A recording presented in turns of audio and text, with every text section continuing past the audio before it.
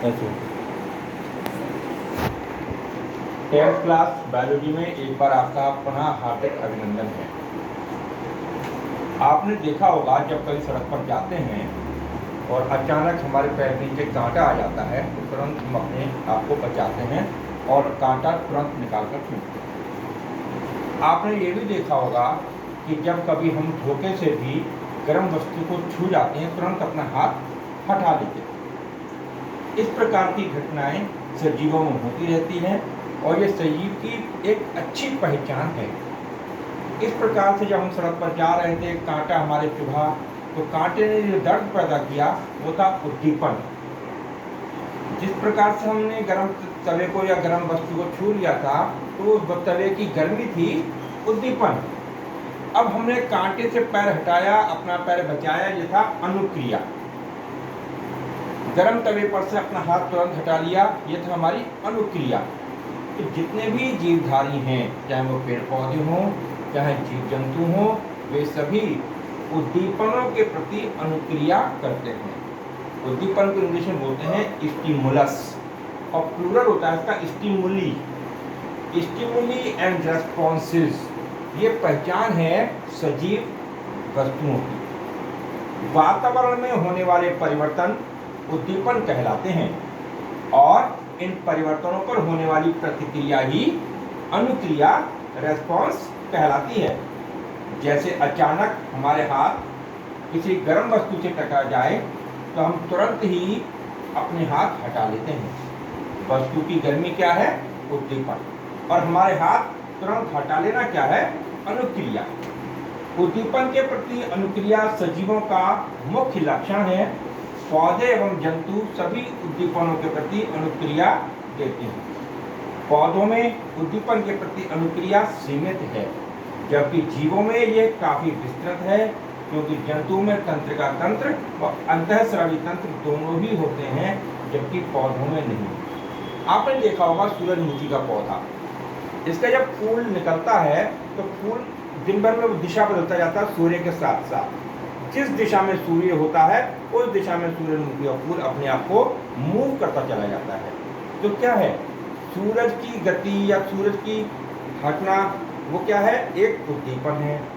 उसके साथ साथ सूरजमुखी के पौधे का, सूरज का फूल है उसका मुड़ना एक अनुक्रिया है। आपने देखा होगा छुरमुरी का पौधा होता है, जिसे मिमोसा पिटूटिका कहा जाता है। जैसे ही हम उसको छूते हैं तो उसकी तुरंत पत्तियां मुरझाकर सिकुड़ जाती हैं। वो क्या है? हमारे टच के प्रति उनकी अनुक्रिया। हमारा स्पर्श करना उद्दीपन है और उसका सिकुड़ जाना एक अनुक्रिया है।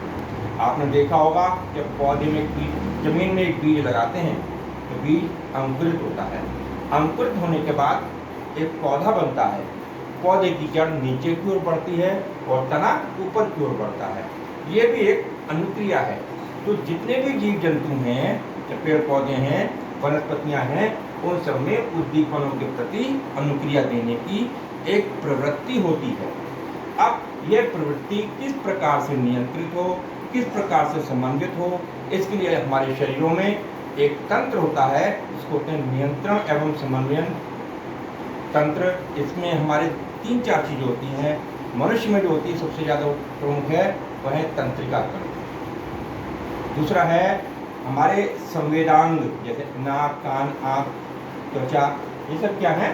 संवेदांग। इसके अतिरिक्त हमारा मेरुरज्जु भी जो है हमारे नियंत्रण और समन्वयन में बहुत बड़ा सहयोग करता है। लेकिन हमारे शरीर में तो दो तंत्र हैं।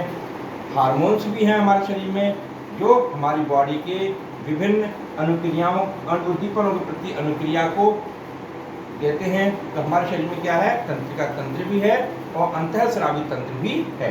लेकिन पेड़ पौधों में केवल अंतःस्रावी तंत्र होता है, तंत्रिका तंत्र बिल्कुल भी नहीं होता।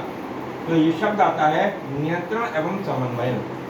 जीवों में बाह्य एवं भीतरी वातावरण के मध्य संतुलन या शरीर को एक इकाई के रूप में कार्य कराने की क्षमता, नियंत्रण या समस्थैतिकता, जिसको इंग्लिश में बोलते हैं होम्योस्टैसिस, तथा समन्वय, सामान्य स्थितियां बनाए रखने की प्रक्रियाओं को समन्वयन अर्थात कोऑर्डिनेशन कहा जाता है। मनुष्य में और दूसरे जीव जंतुओं में समन्वयन और नियंत्रण के लिए तंत्रिका तंत्र, संवेदी अंग और अंतःस्रावी तंत्र होता है, लेकिन पेड़ पौधों में नहीं होता है। आज मैं आपको केवल पादपों में समन्वयन के बारे में संक्षिप्त चर्चा करूंगा। डिटेल चर्चा मेरी नेक्स्ट वीडियो में होगी। पादपों में समन्वय क्या होता है? सभी जीवों एवं पौधों में समन्वयन एवं नियंत्रण पाया जाता है। पादपों में इसके लिए ना तो तंत्रिका तंत्र होता है और ना ही संवेदांग। संवेदांग जैसे मैंने बताया, नाक, कान, त्वचा, जीभ, ये क्या है? हमारे संवेदांग, इनको बोलते हैं सेंसरी ऑर्गन्स। पौधों में उक्त क्रियाएं केवल हार्मोन्स की उपस्थिति से संभव होती हैं। हार्मोन्स शब्द का इस्तेमाल सबसे पहले स्टर्लिंग नाम के वैज्ञानिक ने किया।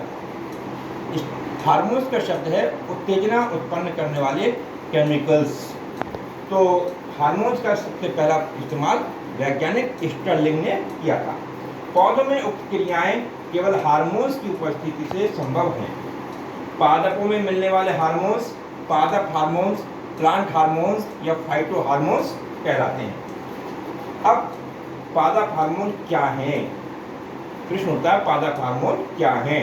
इसका जवाब है पादप हार्मोन्स वे जटिल कार्बनिक पदार्थ हैं जो पेड़ पौधों में निश्चित स्थानों पर बनते हैं, खास तौर से मेरिस्टेमी टिश्यूज में बनते हैं और वहां से संवहन ऊतकों द्वारा पौधे के विभिन्न भागों में स्थानांतरित होकर उनकी वृद्धि, उपापचयी तथा समन्वय क्रियाओं को नियंत्रित करते हैं। तो पादप हार्मोन्स दो प्रकार के होते हैं, एक तो वृद्धि में सहयोग करने वाले और एक वृद्धि का विरोध करने वाले।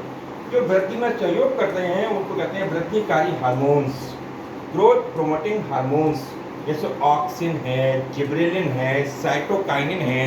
ये 3 हार्मोन ऐसे हैं जो पेड़ पौधों की वृद्धि में और उनके विभेदन में सहयोगी होते हैं।